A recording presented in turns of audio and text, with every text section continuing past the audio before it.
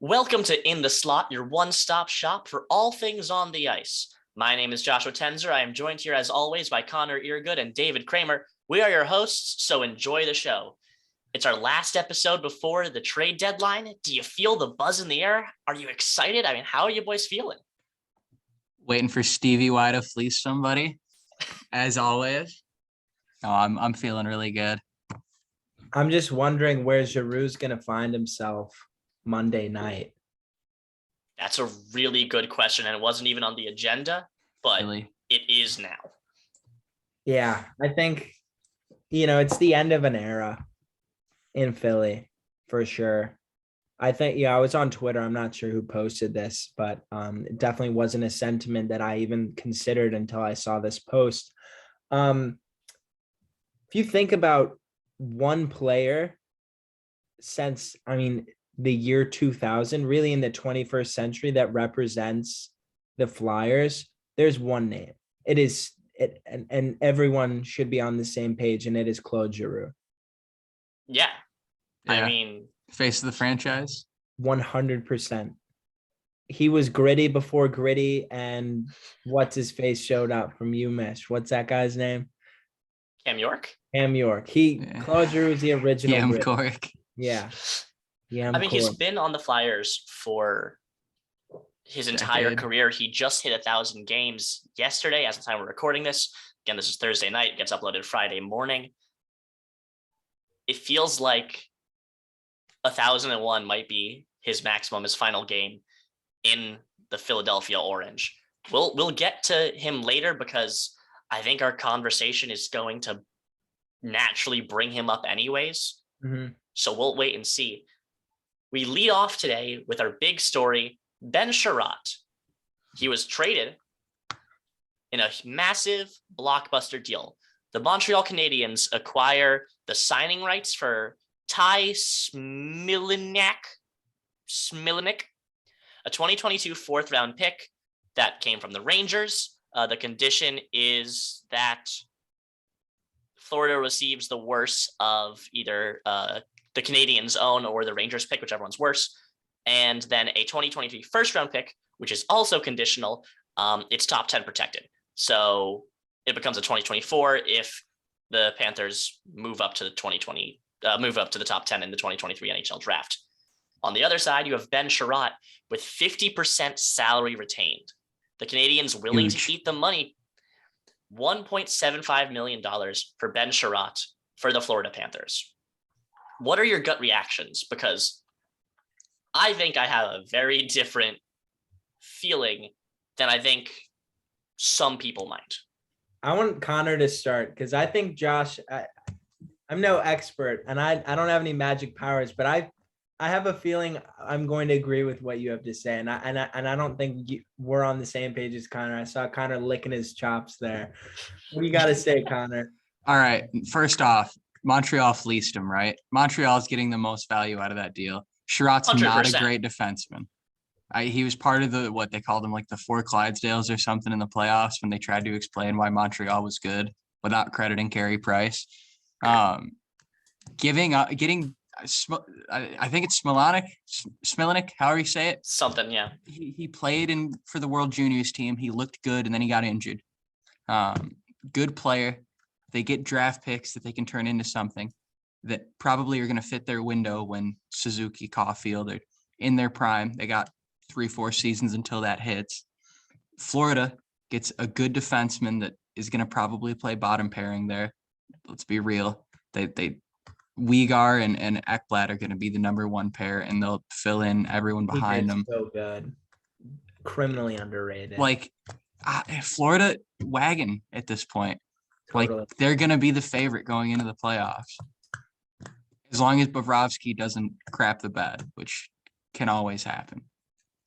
I mean, Bobrovsky has a good year and then a bad year, almost like clockwork, and this is one of the good years. Having said that, I agree with you that Ben Chiarot, he is a third pair defenseman, second pair defenseman on a good day. I personally really like advanced analytics, and just like baseball, the NHL has a wins above replacement. war, and that's treated in percentiles. So the worst player would have a 1% percentile or a 0% percentile, and the best player has a 100% percentile. They're better than all of the 100% of the players in the NHL. Ben Chiarot, when weighted over the past 3 years, has a 0% wins above replacement. Especially this year. He is one of, if not the worst, overall players in the NHL by the wins above replacement metric. Now, if you look at point shares, which is a different one, it's a long, complicated formula that says how many of the team's standing points are attributed to this player. Ben Chiarot, while he is an offensive liability, he does have the third best defensive point shares for the Canadians with his time with them. He's just behind Jeff Petrie and Alexander Romanov, who are definitely just better players. Having said that, while you look at stats, there's also the eye test. And I do like how Ben Chiarot plays. It makes me happy to watch him go because he's got a lot of block shots, 91 in 54 games. He's got 110 hits. He's a big physical defenseman. He's on the last year of his contract. I actually really like this deal for Florida. They didn't get worse. At worst, this is a lateral move. At best, this is a good move, bolstering their defense with some big physical players for a team that's pretty skilled both in offense and defense. True, he doesn't have the greatest possession metrics. He doesn't have the puck a lot. He's not a scorer. 7 goals, 11 assists in 54 games this season. But I like his style of play. I'm not sure it necessarily jives with how the Florida Panthers play. They're fast. They're offense heavy. Maybe they're getting him for the playoffs when you have to play a little bit slower, more grinding style. I actually really like this move. Now, yes, for half a year of Ben Chiarot, that's not worth a first and a fourth, but it's not that bad. I wouldn't call it a fleecing. I would say the Montreal Canadiens, they thought that they were going to be much better than they ended up being. Obviously, they went to the Stanley Cup final last year, and now they're in the basement of the league. Sure, take on some bad contracts. Why not? You're just going to get a bunch of draft picks. Do what Arizona did a couple of years ago and take Phil Kessel. Why not? You're just going to also get a bunch of contracts, a bunch of bad contracts and a bunch of draft picks. And now they're primed, the Coyotes are, to have a complete rebuild, a complete retooling from top to bottom of their roster this summer. Yeah, my take, okay, I slightly agree with both of you. Actually, Connor, I don't know if I agree with you at all. I don't think this was a fleecing. Josh, I like what you said about this being a lateral deal. I think people overvalue first round picks, especially after the 20th pick. I think the NHL, more so than probably any other league, overvalues first round picks. And maybe that's because a lot of teams don't have the level of luck that it takes to find a gem in those bottom rounds, or two, the ability to manage and develop those players as well. So maybe that's why they're overvalued. But this was a necessary move for the Panthers. I don't think it's a good move. I don't think it's a bad move. I think whenever a player from the Canadiens or the Leafs gets moved somewhere, the media has a firestorm about how this is going to be the greatest thing since sliced bread. I don't think Ben Chiarot's good. I don't think he's bad. He's very much not good. This is like that Savard trade from Columbus, when Columbus traded Savard to Tampa Bay. People were making a big fuss about, this defenseman is going to, really improve, this team come playoffs. Maybe. I think the best thing that Sharat adds to Florida is just depth. That's what a depth signing is. And if it costs a first round pick, I think Florida doesn't care because their cupboard is stocked with some really good talent coming up. I mean, we're going to get to Mackie Samoskevich. Is that how you pronounce it? Yeah. Mackey's a great talent. They've got Anton Lundell, Owen Tippett in the wings as well. Their defense core is rather young. I don't think they have Spencer Knight. They don't need that first round pick. But I think for the Canadian media, you're looking for a win and you're looking for a story that's going to make fans feel better.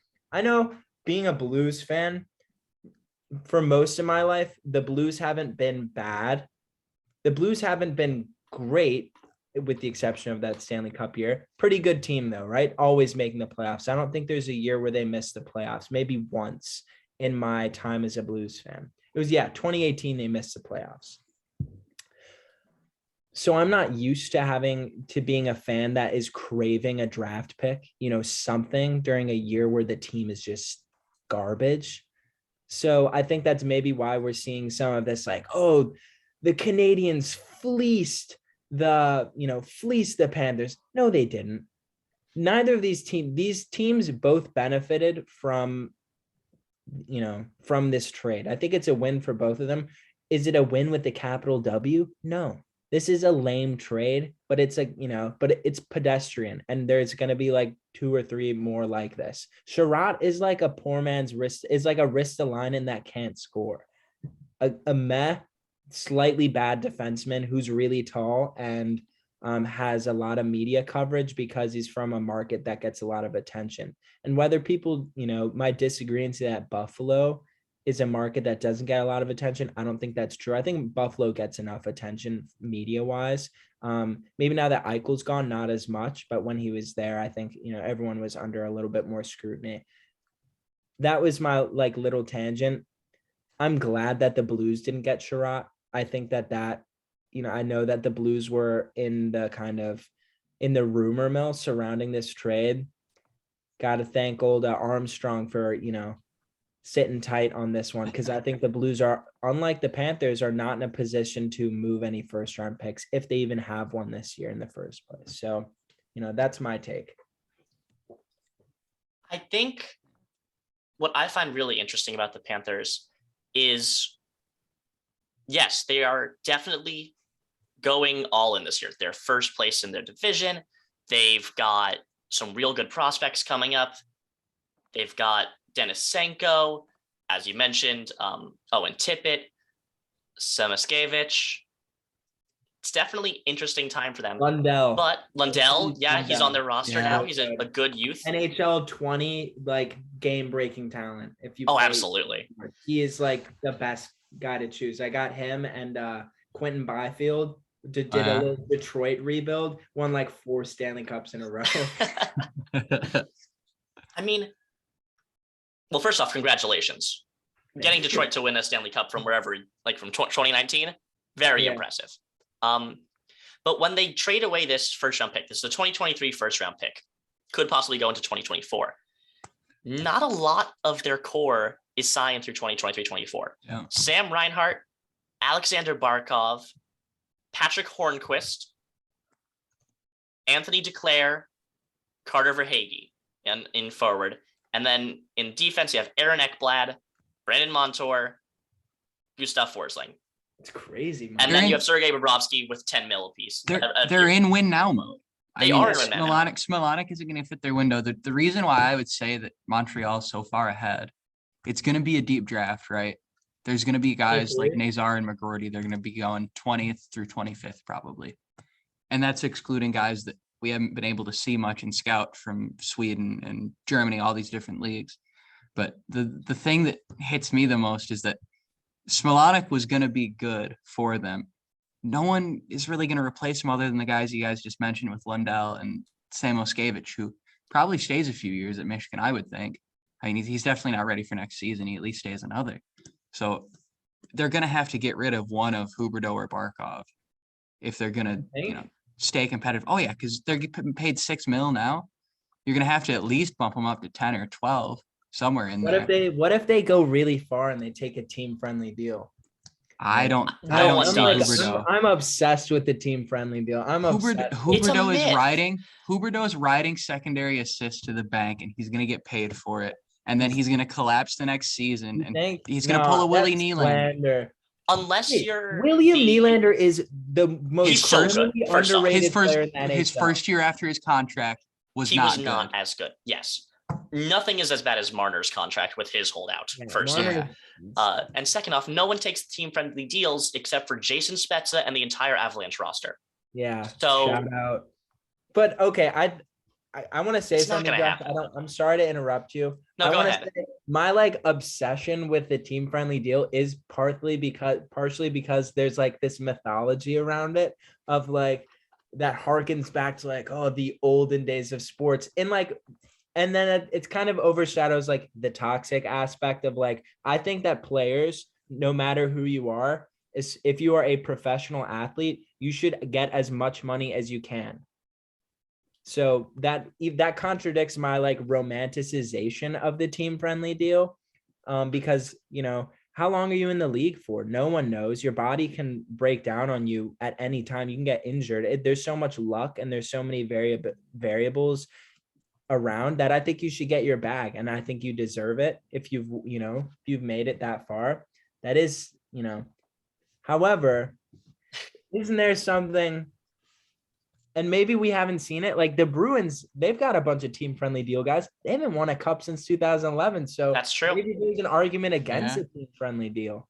I mean, at a certain point, I think a team friendly deal is kind of a cool idea because it's how cool. much- I like how- appreciate, yeah, how different is your life going to be, and your children's lives and your grandchildren's lives if you make $5 million versus you make $6 million? I agree. And if you're like, for example, Zach Hyman or something, right? To bring us back to the Leafs, and you spent your entire time with the Maple Leafs, you could get $1 million and $2 million more by going to the Oilers, or you could stay and complete your childhood dream by winning with the Leafs. He chose the Oilers, which good for him.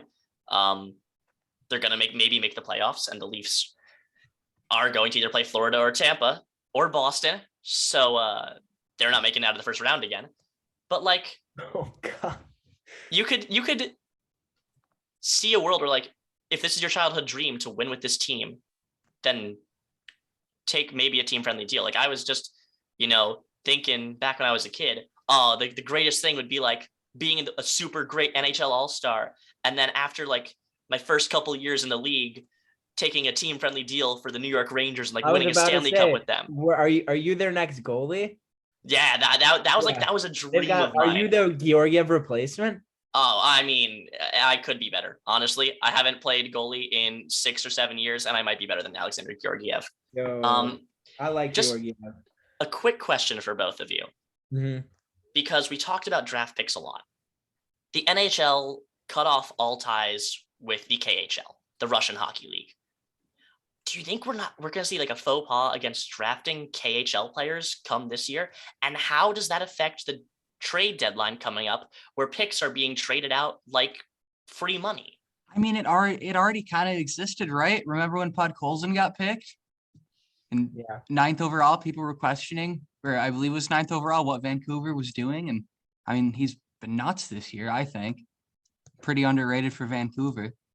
I think if any team has, is going to prove naysayers wrong, it's going to be the Red Wings, man. They have a history of Russian ignoring that Russophobia of, that is common in the NHL. And I think we can all make it very clear there is nothing good about this war that Putin started. I don't even know why I'm saying that. That is like the truth. And if you disagree, please exit this video and never come back, because we don't want you to listen to this, to listen to us. We don't want you as a viewer and listener. Okay. I don't even know where I'm heated about that, but like the Red Wings, right? In the 90s and the 80s. Yeah. They knew that sports, this idea of sports is so much bigger than, the leaders of some country, right? The Cold War. I hope for the sake of Russian and American, Canadian, what have you, relations, I hope for international relations standpoint that the NHL does not shy away from Russian players and does not, make the difference between our part of the world. I mean, I don't even want to say our part of the world, between our countries, our nations, and that country even greater than it already is. I mean, the CHL, the 3 organizations that make up the Canadian Junior Hockey Leagues, they put a ban on all Russian players for their import draft for like 14-year-olds and 15-year-olds. And I don't think that has the effect they think it does, because the Russians want their players to stay at home. They want their players in the KHL. Like, the players from Russia going to Canada is seen as like a betrayal, as, oh, their league is better than our league, and their league is full of teenagers. Our league's supposed to be full of Russian grown men. Yeah. I don't think it has the effect that it's desired, but I also don't trust NHL GMs and front offices to see through that. They're just gonna say Russia is Russia is a really toxic topic to touch, whether you're a news organization, entertainment organization, or anything along those lines. Mm-hmm. But it feels like it's bad for the teams to just strand prospects over there for who knows how long this war is going to go on. These GMs are some of the most neurotic, anxious, hesitant people on the planet. Yeah. I wouldn't put my money on most GMs picking Russian players in the first round. Because then if it doesn't pan out, they're the ones getting fired. Yeah. I think Stevie Y, though, he's playing with the house's money, right? Who's going to fire Stevie Y? Yeah, who's going to fire him? He's so good. I love Stevie Y. He's fantastic. I'm not even like when I was a freshman here, I was thinking like, I think I'm going to adopt the Red Wings as like my Eastern Conference team, because I don't have an Eastern Conference team. I still haven't adopted an Eastern Conference team. If it is to be a team, it's either the Panthers or Detroit. Not because I'm a Panthers bandwagoner. I'm a Panthers truther. I love the Panthers. I remember playing NHL 14, Evgeny Dadonov on the first line, an absolute sharpshooter. He's in Vegas now. Isn't that so weird? He went to Vegas. That is unsettling. That is wrong. There's something bizarre about that. But Stevie Y, I don't know. I hope that he makes the right choice and he picks up some, a Russian player too. And prospects aren't my I'm not an expert on, these next couple of drafts, but I hope for the sake of many things, including Russo-American relations, that these GMs can, make the right choice and not the cautious choice. That's fair. I think it's time to move on to our second story of the day. As with usual, our A stories in the NHL, our B story, Michigan hockey. Finally, after 5 different games, they were able to slay the beasts. Notre Dame, the University of Michigan Wolverines, defeated the Fighting Irish 2-1 in the semifinals of the Big Ten tournament. They are on to Minnesota, who I believe they split the season series with 2-2. Mm-hmm. So, the Notre Dame game first. Michigan had some really big takeaways. They stayed out of the penalty box. We've been saying for weeks, months, that Michigan is too penalized of a team. They take too many majors, too many minors. And Notre Dame has been able to capitalize on that opportunity of being on the man advantage both times that they were at Yost prior to this. Michigan, in this semifinal game, was never shorthanded. The only penalty they took was coincidental with embellishment. Horrible call, by the way. That was a bad call. It was a cross check to the bottom of the pads. Can't do Not that. an embellishment at all. So, what are your takeaways from the Notre Dame game? We have a goal scored by Matty Beniers in the second, really early, and then about 8 minutes later, Jack Adams for Notre Dame ties it up.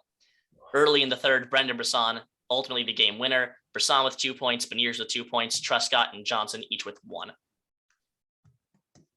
Heads up play. I'm gonna give, like, if we had a chain or something for the locker room, Truscott got that play going for the game winner. Digs in the corners, makes a smart move to get it behind the net for Beniers to cheat up and grab it.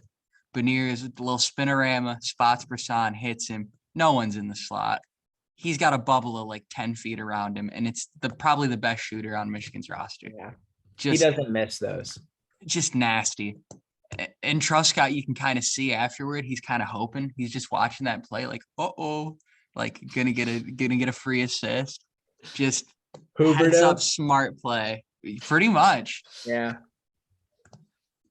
So was there something else to this game besides just the penalties that made this game different than all the other games against Notre Dame, or made this game different than the MSU games or the Notre Dame games that came at the very end of the season, the ones that Michigan lost and choked away the number 1 seed in the Big Ten? The Michigan defense held on to a lead. I know that they were up 1-0. Jack Adams. I was on the call with Owen Crane. Big shout out. He did a fantastic job on the play-by-play. Absolutely incredible. I suggest all those, if it is available on YouTube, to go check it out on this page. I had the privilege of getting to do color with Owen Crane, and it was an absolute blast. I also had the privilege to meet Connor in person for the first time. Oh, that was epic. Amazing. You had never met before? No, never met before. There was a Johnny Beecher semi breakaway. Yeah. That he didn't score. He didn't score Naturally. on. So you know what? It was okay. That had to happen. That was a part of this game. That was a part of this victory. But that Michigan defense, you could not tell. I think with some teams, and even in the NHL, you can tell when the second line is on, when the second pairing is on. The pace of the game changes. The attitude of kind of the forward line changes. The posture, the nonverbal kind of communication. You can tell that they're going to be a little bit more cautious. It didn't matter who was out there for Michigan on the defense. Those forwards were hungry to get another goal. They didn't have to, they trusted. There was trust that I saw on a team that I haven't seen, especially this season, consistently. It was like, and that might sound like a cop out. That might sound like an eye test kind of BS way to describe this game, but I truly believe that there was trust and communication at a level that I have not seen before from this program in a very, I'm not even gonna say in a very long time this season. The amount of line rolling just kind of impressed me watching it. I mean, Beecher would miss shifts that Beniers would take, and then he would skate a little bit with some of the top guys here and there. Mm-hmm. Van Wy and Moyle were out there with anyone if the changes got lost. I mean, they bought in. It felt like one unit watching them.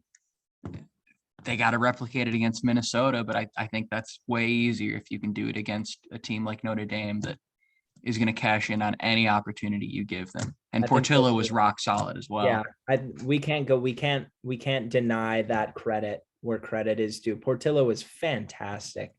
Unless you're the Big Ten committee. The Big Ten committee doesn't agree with us. That's their fault. They're blind, and we know what we saw. And they missed out on a really good Portillo game. Did I call it though? Yeah, you did. About Doves, 100%. I think you were perfect with your predictions for the award. It's how all these committees work. They're horrible. Do you vote on me? Wait, sorry. As a journalist, I did vote on this one actually. Are you able to say your ballot? I don't know, but I mean, I voted right. Okay. I voted right. Trust me. It's enough. Good. Yeah. That could mean anything. Also, yeah, at least the Hobie committee agrees with us. Hughes over Power. Hughes and Beniers, right? Yeah. Yeah. I mean, Power was a name pick. He is Just a gonna name put pick. that. That's okay. Real quick, before we move on to individual awards, Minnesota's next. Connor, I know you're not as optimistic as I think David and I might be. So Connor, what's your pick? All right. The Daily Hockey Beat is taking a 10-hour drive to and from that game to cover it. It's going to be great. We're going to be on the concourse. Mariucci is probably the best barn in the Big Ten, hands down. Really? Lovely atmosphere. It looked like a professional NHL stadium when I watched the game against Penn State, begging for Penn State to win, and then they blew it. Because I mean, so good. Other than XL Energy Center, I think it is for the Wild. I think it's still named that. That's what it was back in the day. Yeah. I mean, there's so many tournaments and so many games. You got to have a good barn, and I mean, Gopher Hockey is king, bigger than the Wild in some regions, most regions. Yeah, those boards do look incredible. Holy cow. Olympic size sheet too. Way different for teams to play. Really? Yeah, it There's doesn't no make sense to me. There's no parity in NCAA hockey with. Nope. That's Same cool. thing. Same That's thing with quirky. Hockey East. No, ECAC is going to play at Lake Placid this weekend for their tournament. Used to be an Olympic size sheet, and the coaches complained enough to make it NHL size. The first time playing there since 2002. But and back to Michigan, right? It's going to be a 5-2 Minnesota win. That's my theory. Cruikshank gonna get the game winner. Minnesota's too deep, Justin Close. They buy in and cover for him. Play really well defensively. They also they're trying to jockey for third in pairwise, which isn't going to happen. Even if they win, they're not going to get it, but they're going to try their best because that'll pretty much determine who they're going to play with in the next few rounds. And they've struggled against some pretty good top teams. I believe they swept Duluth, who's mid. Minnesota State, I think if they played, they lost. I remember reading somewhere. Minnesota has had some struggles this year. They can't play 2 good games back to back. But I think this is going to be the weekend when they do that. And I think they really want a good position going into the NCAA regionals. They lost to Duluth twice. Did they? Okay. Yeah. And they beat, was it St. Cloud State they split with? That's who I'm thinking. St. Cloud State they split with. It took them overtime to win. Yep.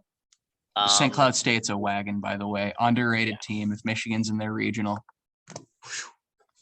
So you said that even with the loss, you still think that Michigan's going to be a number 1 seed. Oh yeah, absolutely. Just based on pairwise probabilities. Number 1 seed usually goes to the heavyweights. Denver's going to be one. Minnesota State's going to be another. Michigan and Minnesota look like it right now. I don't think Western Michigan could get in there anymore. Trying to think of who's 5. College Hockey News has a great tool you can use for it that simulates the committee. Well, fingers crossed that Michigan ends up in Albany, because if it's Albany, then WCBN is going to pretty much be able to cover it. No guarantees, but probably. If it's Denver, possibly able to cover it. Allentown and Worcester, there's no chance that we get to do that. So fingers crossed it's Albany. Although Connor, you said it's likely Allentown. It's either that or it could be Worcester. If I don't think Minnesota can pass them actually, so it will be Allentown. But if Minnesota did pass them, could have been Worcester because technically the others are closer to Minnesota. Darn. Well, we'll see. And if Michigan makes it to the Frozen Four, then WCBN's definitely covering that, going to TD Garden. We'll wait and see. So, David, I think you're a little more optimistic. What's your take? Michigan's gonna win 3-1. That's my guy. To steal a phrase from the I'm Mets. more emotionally. Who's volatile. the GWG? It's not real if you don't call the GWG. Okay. There's only one option. Ken Johnson. There are multiple options then. Okay, sure. Why not? That's big. He's been a little quiet in the goal scoring, at least. You like to live dangerously. Yeah, that's like an absolute absurd take, but I'm going with it.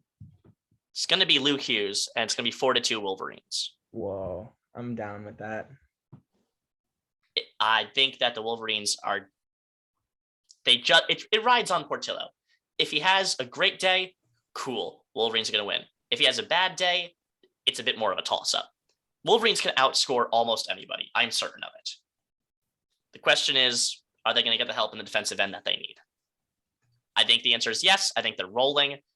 Those games, the game defensive-wise against Notre Dame, as you said, David, fantastic. Mm-hmm. The games against Michigan State, also really good defensively. So I think they'll keep that rolling. Mm-hmm. Michigan players have won a bunch of individual awards. In the Big Ten honors, Mackie Samoskevich and Luke Hughes make an all-freshman team. Beniers and Power make first team All-Big Ten. Brisson, Hughes, and Portillo, Big Ten second team. And Hughes splits freshman of the year with Dobesh because Dobesh swept every category he was in. What are your thoughts? I like that they split Dobesh with Hughes for freshman of the year. I'm No. a bit surprised. No, I do like that they split it. I mean, I'm not saying no that you don't like that. I mean, you like it. I think it's I bad. know you're saying think no. it's I know dumb. you're saying no because you think it's dumb. Because we had this conversation last week for those of you who tuned in that even if you do qualify for multiple awards, it should not be something that, every award should be a unique player. I don't know. I mean, I'm cool with it. I'm not mad. I don't know. All I care about is Hobie Baker and Richter at this point. yeah. Michigan This was isn't- going to get some Big Ten honors, and they deserve it. And they got a decent amount. I don't think anyone got shysted. I don't think anyone got really screwed over, but Dobesh isn't Hamilton at the Tonys. Like, Dobesh shouldn't have won every single award he was up for. Yes, if he's the best player, then naturally that makes him the best freshman. But I disagree with that, with the best freshman award just being like the best player who is also a freshman. I think it's the best rookie, best freshman when it comes to doing things that a freshman doesn't tend to do. Scoring at a pace a freshman doesn't tend to do. Freshman goalies are voodoo. Goalies are magic. Goalies are voodoo. But Luke Hughes, I mean, I'm not saying best freshman should be a most improved award, but he was good, and then he became really good. He locked in. I also just disagree with splitting the award. I don't know whether it was a tie and they had to do that, if that's how that worked, or they're like, it's close. Here's a award that you two can share. I just feel like it cheapens the award. I think it was definitely like a tie situation. I didn't get any background into the info on it, but I think it was a tie. And like, to Dobish's credit, Ohio State has nothing in terms of defense in front of him. Yeah. I want to say Will Rydell's in front of him, and then O'Connell is good. Other than that, Ohio State really doesn't have many. I mean, lot of chippy bottom six kind of players making up that team, other than Merkulov and that top line. He had a great season with a not great team, and kind of more so than the coach who got nominated for a Big Ten Coach of the Year award. Steve Rollick, I believe, kind of carried that team on his back. That's fair. I mean, Dobesh was very, very good. I don't know. I just splitting award feels cheap. Gonna be the next Carey Price for Montreal fans. That's what they think. Oh, They thought who did they think was the future? Let me just go. Everybody. Every goalie that goes comes in, through like, there. it's the next Carey Price. Like, that's was not how it Before then, works. it was the next Patrick Waugh. They Bronx cheered him out of the building. I mean, to be fair, Carey Price did become the next Patrick Waugh. Yeah. But As- when it comes to their goaltending this year, Montembo, Caden Primo, Andrew Hey, Primo's Hammond, gonna be they good. think Primo is going to be the next Carey Price. I don't know. if I Primo agree with has that. been a no-go. I think Primo Monty's is better all than not season. Primo right Primo is now. not Primo. I don't know. Montembo's been fine, but 7-13. Yes, they're playing with a very bad team, but Was they haven't Montembo- been good. Did Monty Monty both of them. be on Florida? Okay, here's Maybe it sounds familiar. Sounds familiar. Sam Montembo is a 25-year-old. He has never played. He was drafted by Florida Yeah. and traded. I knew. No. Wow, hockey reference really needs to change the fact that the Florida Panthers jerseys and the Montreal Canadiens jerseys are the exact same colors and everything. Yes, he played for Florida for 2 years and then got sent over to Montreal. So Sweet. here's just a Never had a a quick. save percentage over 900 either, by the way. I was Ever. gonna say, can anyone tell me, out of Montembo, Allen, Andrew Hammond, and Caden Primo, who has the highest save percentage? Andrew Hammond. Yes, at a 920. Do you know who's next? Carey Price. Carey Price has not played this year. Oh, that's The remaining answers are Allen, Montembo, and Primo. no. I'm just saying Carey Price. Oh, 100%. yeah, I see. It's Jake Allen with a 901, followed by Montembo with an 894, and then Caden Primo in 12 games, an 868. And then, of course, you have Michael McNeven with 1 game and a Those are my 571. numbers. Those are my number. Those are my shinny hockey Thanksgiving basement numbers. Okay. Yeah. It's like the 80s Slap shot down- regatta. it's like the 80s down there. No pad, like the smallest pads ever. I can't. It seems wild to me that in 12 games, that's like a normal sample size for a goalie. You should be able to balance out to the mean by then. An 862. To be fair, though, that was when everyone in Montreal's roster had COVID and they had ECHL guys top lining. But like at the same time, hockey players are hockey players. Like you can generally gut out a close performance. I mean, what? Let's take a look. February 10th, let him 4 goals on 14 shots. February 8th, 7 goals and 34 shots. Okay, leaving me out there just feels mean. 1 goal on 8 shots against Edmonton on January 29th. Although 2 days ago did pretty well. One goal allowed on 11 shots, which makes me think that he was the replacement for someone else. He only took 11 shots. Nah, the Habs have the a goaltending monster situation deep. is just real rough for Canadians. They need to just play the trap. Devils hockey, Marty Brodeur. Make any goalie look good. Yeah. Whoa. So I'm firing shots It's today. on there, right? You Yeah, are. we're going talking about a Blues Hey. legend. I'm a We're gonna go next. I can't. Let's change the topic, shall we? The Pacific Division. We're gonna make The an episode playoff. about that. During the summer when we don't have a lot of An stuff to talk episode about, players that overrated players.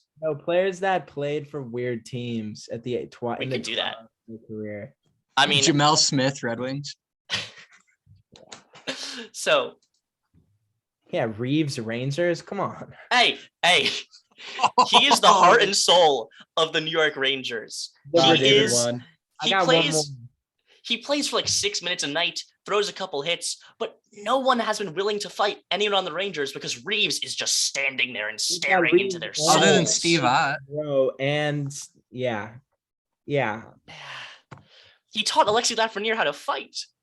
He just said to the Yo. coaches, hey, I'm going to take all the rookies, all the second-year players. We're going to go over here one day during practice, and we're just going to punch each other for a while. And the coach was like, yeah, The that kid works. better learn to fight. Lafreniere's a bust. Sorry. Good physical guy, but like not a first overall guy. He leads the Rangers in 5 versus 5 goals since his draft date. Mm. The Rangers aren't good at 5-on-5, but he leads the Rangers. He has 25 goals at 5-on-5. Lucas Raymond's gonna be a stud for like 20 years. Facts. Not going to win the Calder. Oh, he's gonna win the call. Well, Sider's gonna win the Calder. Bunting's going to win the Calder. Yeah. Bunting wins If the Calder, Toronto, hey, if it's- Toronto votes, And the Calder needs to have different requirements. He meets all the requirements. I don't know what you're talking about. He's young-ish. He's 26. He hasn't played a full season in the NHL. Like, he fits everything. Like when Panarin won the Calder, right? Or was Panarin it- did win the Calder. He Because played he two- is great. he played parts of 2 different seasons in the NHL before Small now. parts, Bunting tiny parts. should not count. You It's are like, not a rookie. It's like in the end when the NBA has like up and coming players at the All-Star game, there's like some 40. random like European 30-year-old, and you're like, what are they doing? That's not up and coming. They're just new to the league. Yeah. Well, we'll get more into that as award season gets closer. Yeah. Currently, So- one of the biggest stories is the Pacific Division playoff race. The Flames, they're at the top. They're 15-1-1 at home since January 17th. And So 7 of their next 8 are at the Saddle Dome. So they're sitting really well at top of the division. The Oilers, they're back in it. They're sitting at 3rd in the division. And the Golden Knights, they're dropping out. They could miss the playoffs for their first time in their existence. They're currently at the 2nd wild card.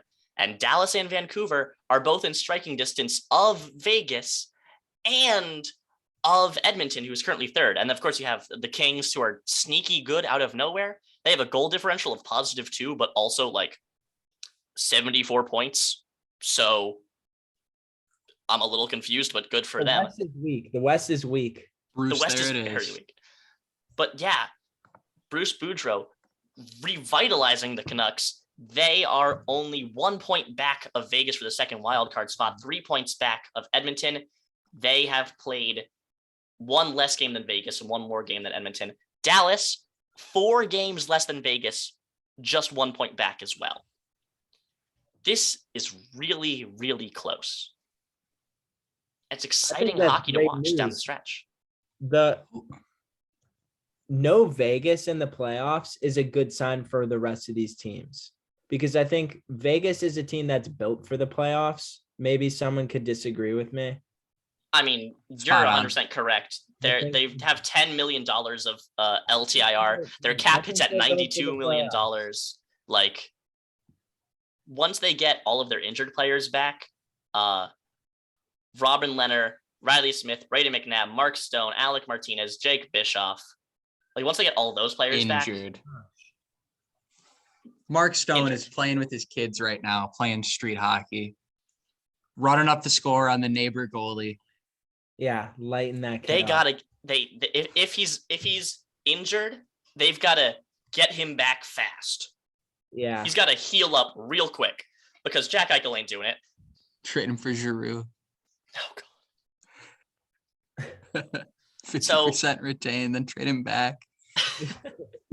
So, I think when all is said and done, when everything's finished shaking up, 82 games played out of 82.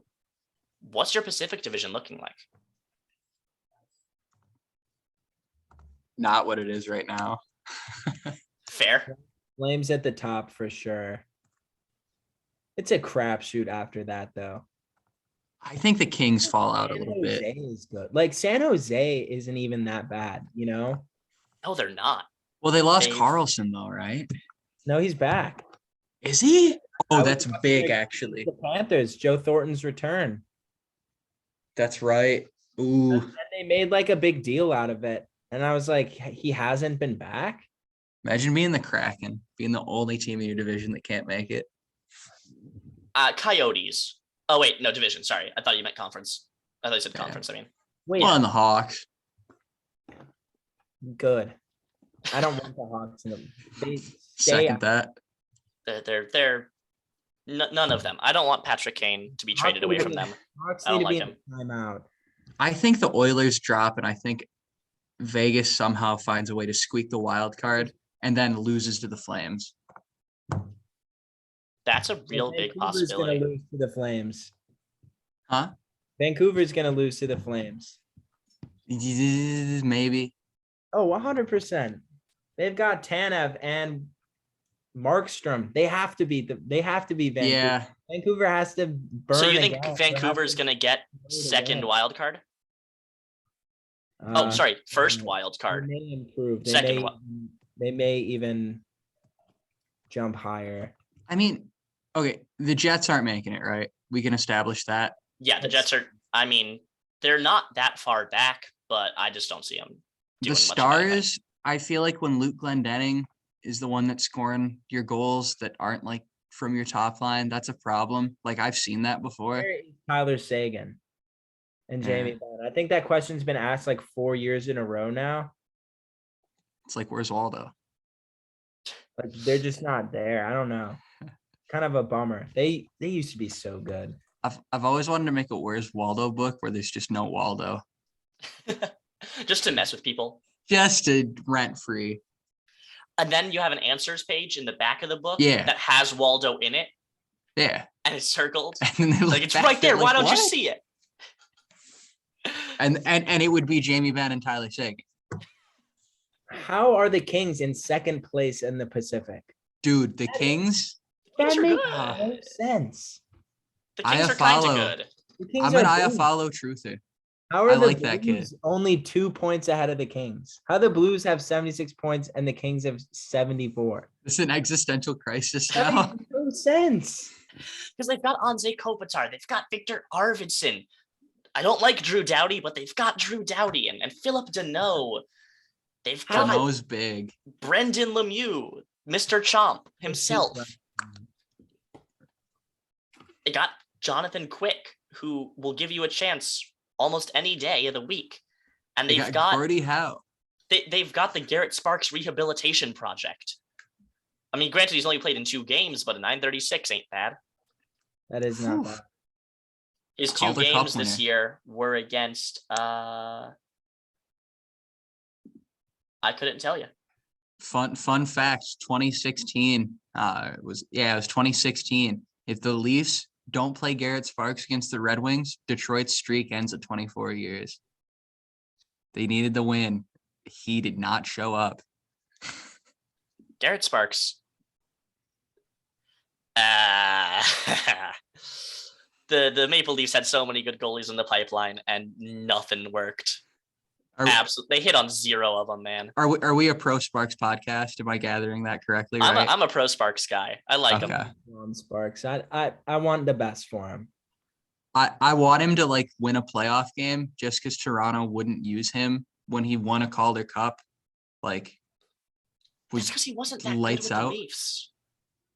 They never gave him a shot though. He won a Calder Cup, but like, who was the other Marlies goalie who won the Calder Cup? Gosh, it was 2017, 2018. Yeah. So the goaltenders were Sparks and Calvin Pickard and Ian Scott. Not Hutchinson. Calvin. Not Hutch. Hutch is gross.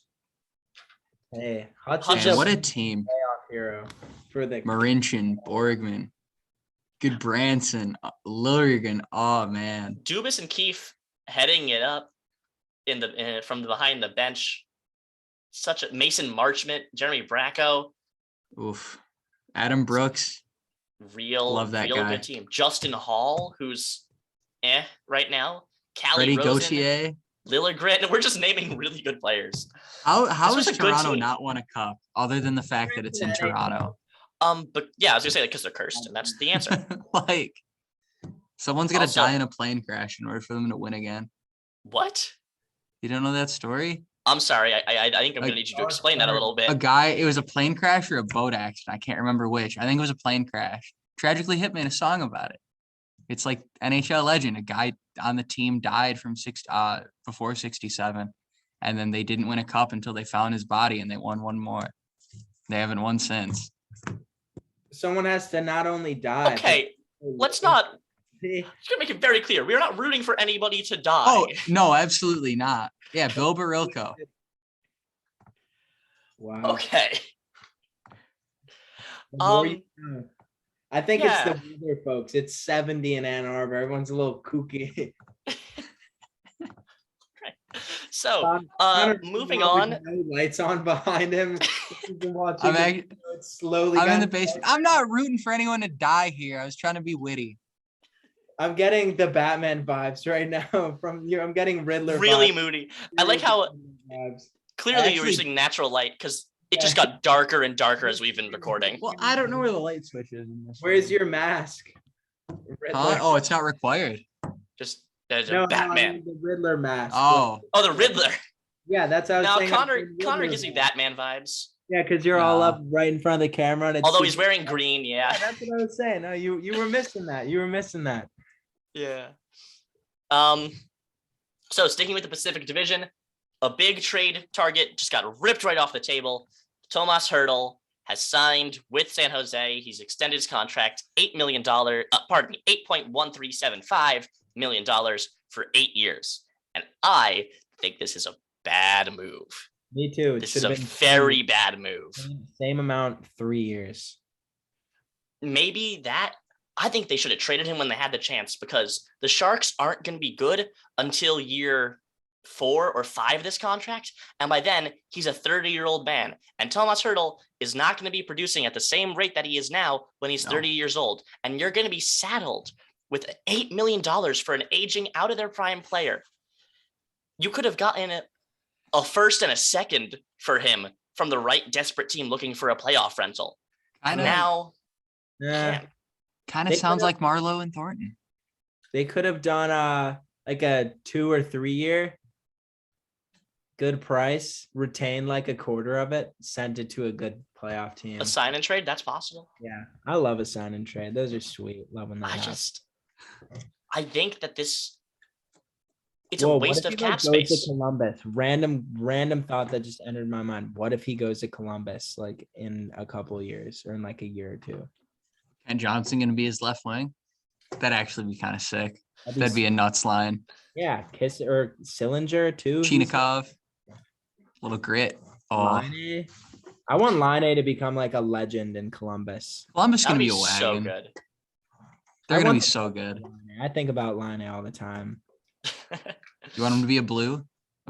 Is it a blue or a blues? Blue. The Blues already have blue. Tarasenko, which is like the 2010s version of Line. Yeah. 60 goals. Yeah. No way. Could have been a Kraken.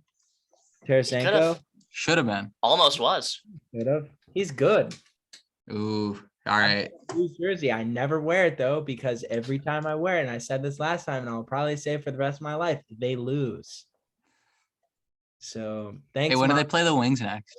Mom and Dad, for this jersey I've had since I was like 15 that I just look at. Yeah, so in summation, not a good move. Yeah. Giroux. Tice, I was gonna briefly, say, we're gonna skip that because we mentioned it already. We could yeah, just not only is we're gonna have to talk about Giroux, I think we're about to get to Giroux anyways. Tyson Yost was traded to Minnesota for Nico Sturm. Good trade. Now, Tyson Yost, much better player than Sturm. Undoubtedly so. Sturm's going to the Avalanche with a league min 725 contract. Tyson Yost, $2 million. So the Avalanche clear up $1.275 million of cap space. And the Minnesota Wild, they get a pretty good boost because, well, they're going for the playoffs as well, and they want to make a big splash. Now, the Avalanche, they're not done. If this is their only move, then that's real not good. But do they need anyone? Kane. For the Claude Giroux. They're going to get Claude Giroux. It just works because this is as good as it gets for the Avalanche. This is their only year to win the cup. Yeah. They've been on the precipice for so long, and this is their last year with Burakovsky, Nazem Kadri, Valeri Nichushkin, Abe Kubel's RFA, Darren Helm. They've got Kel McCarr locked up, but Eric Johnson. Defense, they're not going to miss too much. Darcy Kemper. This is his last year.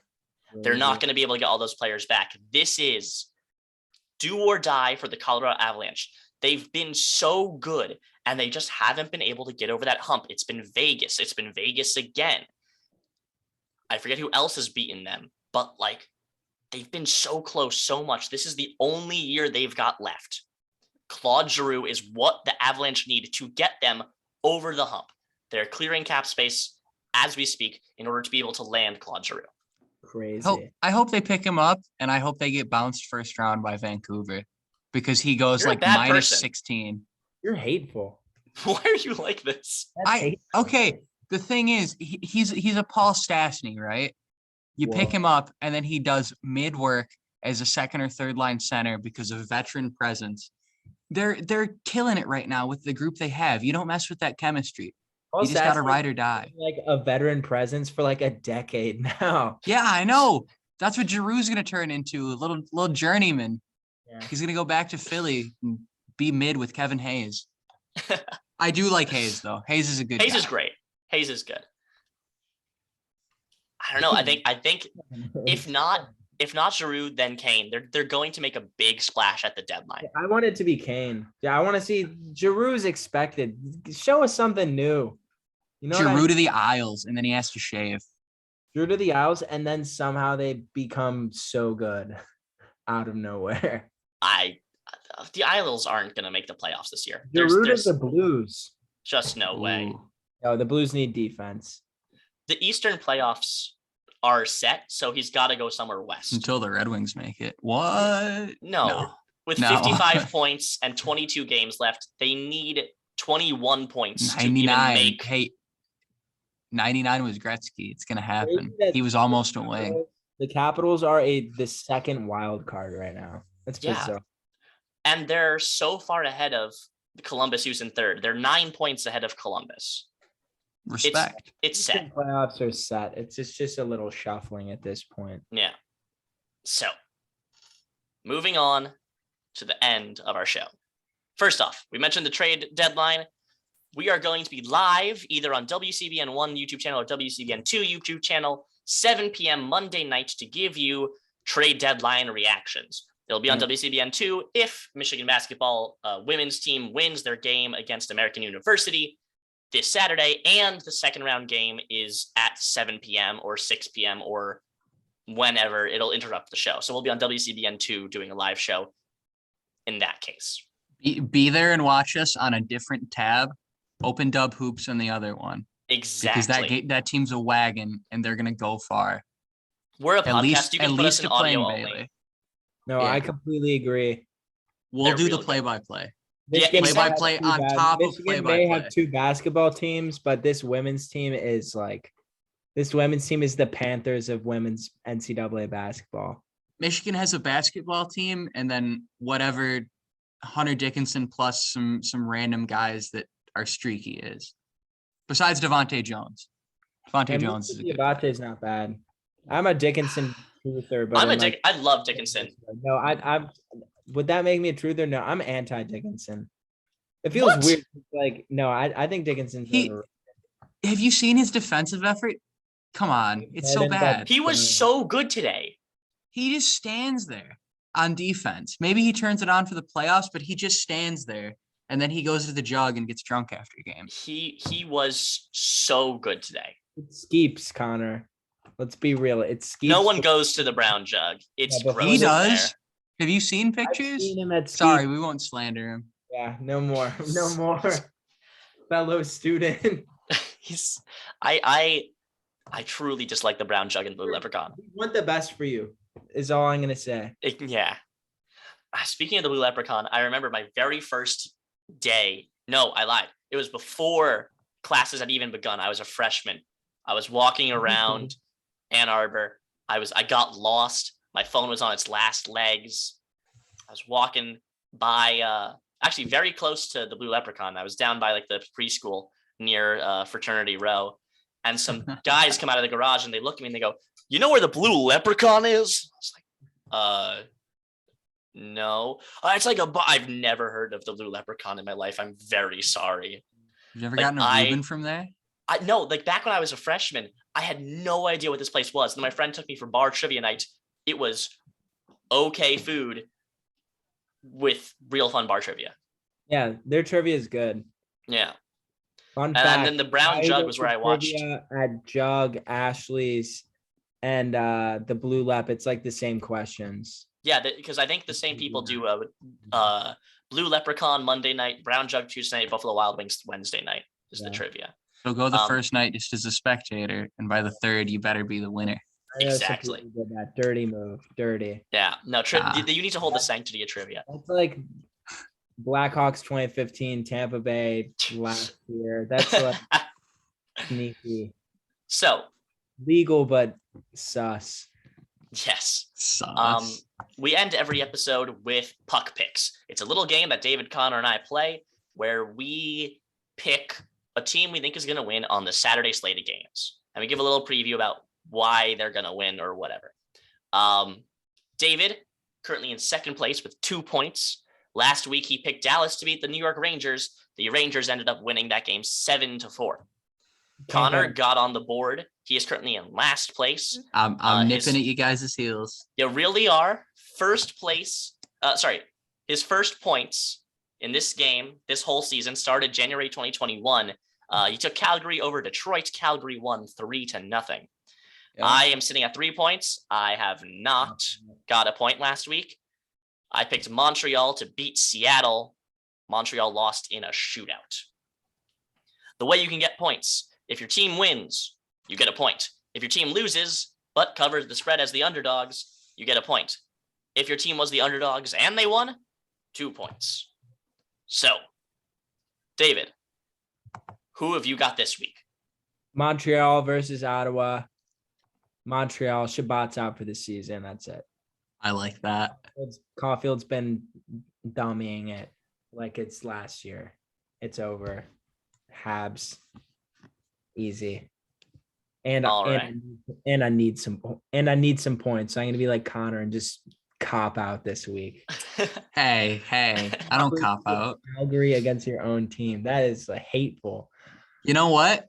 They know what, didn't Connor- have Tyler Bertuzzi. It was a genius move. Connor Bertuzzi- doesn't cop out because if he were to, there would be no explanation for him taking the Los Angeles Kings over. Sorry, he does cop out. I'm so Yeah. used to the Kings being bad. He's taking the Yeah. Kings over Vegas. Whoa. The Kings aren't like, they're good. They're a playoff team. They're not like The Kings aren't good. I think that's a fair pick. Vegas is underperforming. That's how I'll word it. I think they continue underperforming. The Kings are going to come out strong. I think Iafallo gets a hat trick. I should get a bonus point if he does. I'm kidding, but maybe. Finger emojis pushed together. You know what? Sure. If they get if he gets a hat pick, okay. I'm joking, but now I'm gonna I'll give it to you. Crush that. That's okay. I'm gonna be the biggest Iafallo fan. I mean, I already am. The kid's nuts. When he's 36 and gets traded, I want the Wings to pick him up and just carry him to a Stanley Cup. It'll be incredible. And then 60-year-old Joe Thornton. But Kings all the way. Fair.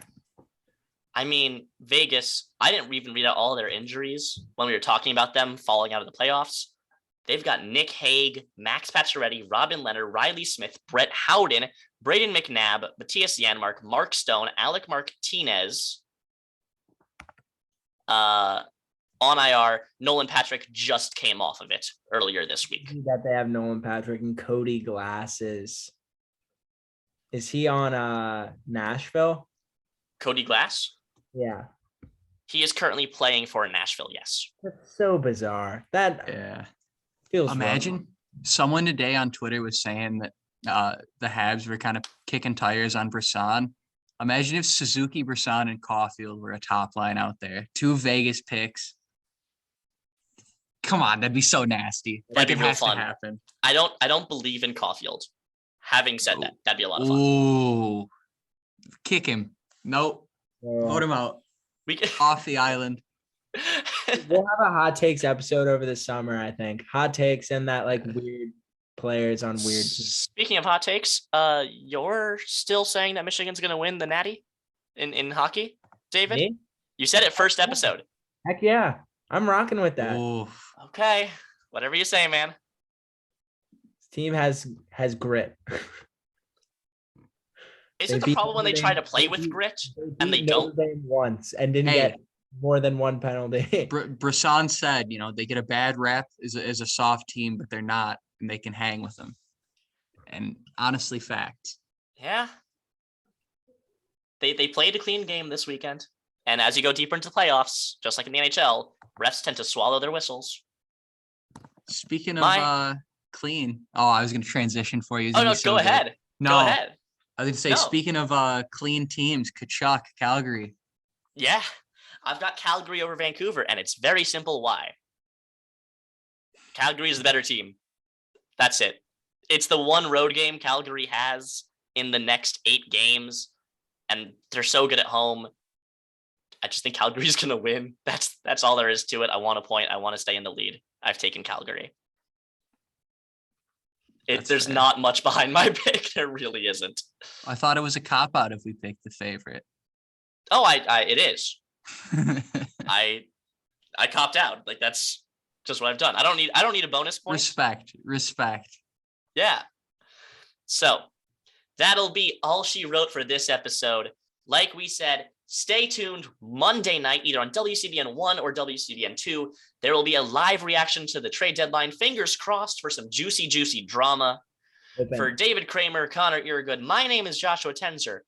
Good night and go blue.